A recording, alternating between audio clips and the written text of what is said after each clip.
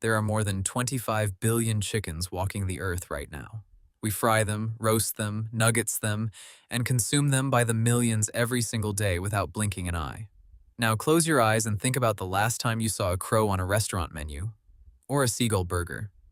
Biologically speaking, a chicken and a crow are remarkably similar. They both have wings, bones, muscles, and skin. In the rawest definition of science, they are both just meat. So why did one bird become the ultimate global crown jewel of dinner, while the other became an absolute biological taboo, something humans would rather starve than touch? The answer doesn't start in the kitchen. It starts in a dark world of toxicity, evolutionary mind games, and a phenomenon known as the food web death trap. To understand why we run away from crows, we have to look at what they run toward. A chicken is a perfect clean energy converter.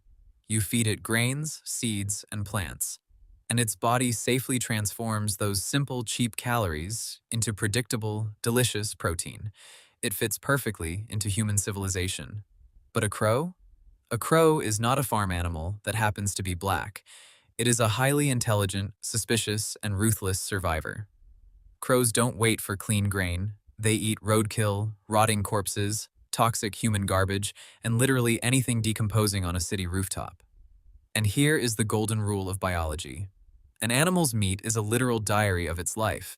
When you look at a seagull, you might see a beautiful, clean white bird flying over ocean waves. But that's a lie. Modern seagulls are the vultures of our beaches and landfills. They consume decaying fish, chemical waste, and plastic-infused trash. Eating a crow or a seagull isn't just eating a bird, it's eating the rotting ecosystem they left behind. But the danger goes much deeper than just eating trash. It comes down to a terrifying scientific concept called biomagnification. Chickens eat very low on the food chain, mostly plants. But predators and scavengers like hawks, eagles, and crows live at the very top. When a tiny insect consumes a small drop of chemical pesticide or heavy metal like lead and mercury, it survives. A small animal then eats thousands of those insects, concentrating the poison. Then, a crow comes along and eats those animals, alongside rotting meat from the streets. By the time that energy reaches the crow, it is no longer just meat. The crow's body becomes an invisible storage unit for the entire ecosystem's concentrated contamination.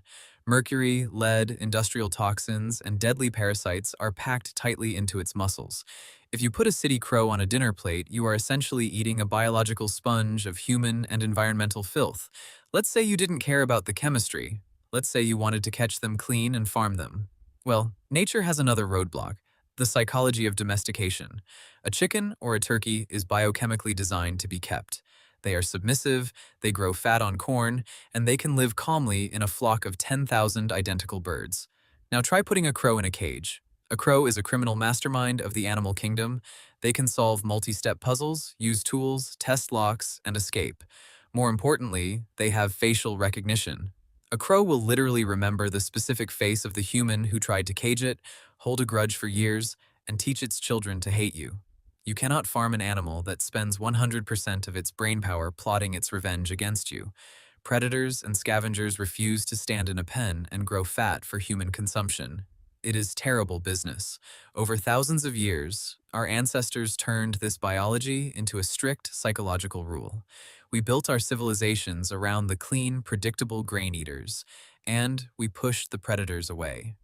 Culturally, crows became omens of death, ravens became symbols of war, and owls became monsters of the night. We hardwired a feeling of deep psychological revulsion into our brains whenever we look at them. The rule is simple: eat the bird that lives beside the village, avoid the bird that circles above the battlefield. Both are birds, both are meat, but evolutionary history, toxic biology, and untamable intelligence decided that while the chicken became our dinner, the crow would forever remain our warning. If this completely changed how you look at the birds outside your window, smash that subscribe button. We unpack the deepest, strangest mysteries of nature and human behavior. Let me know in the comments below. If it was a matter of extreme survival, would you ever dare to test the warning, or would you face the hunger? Let's talk.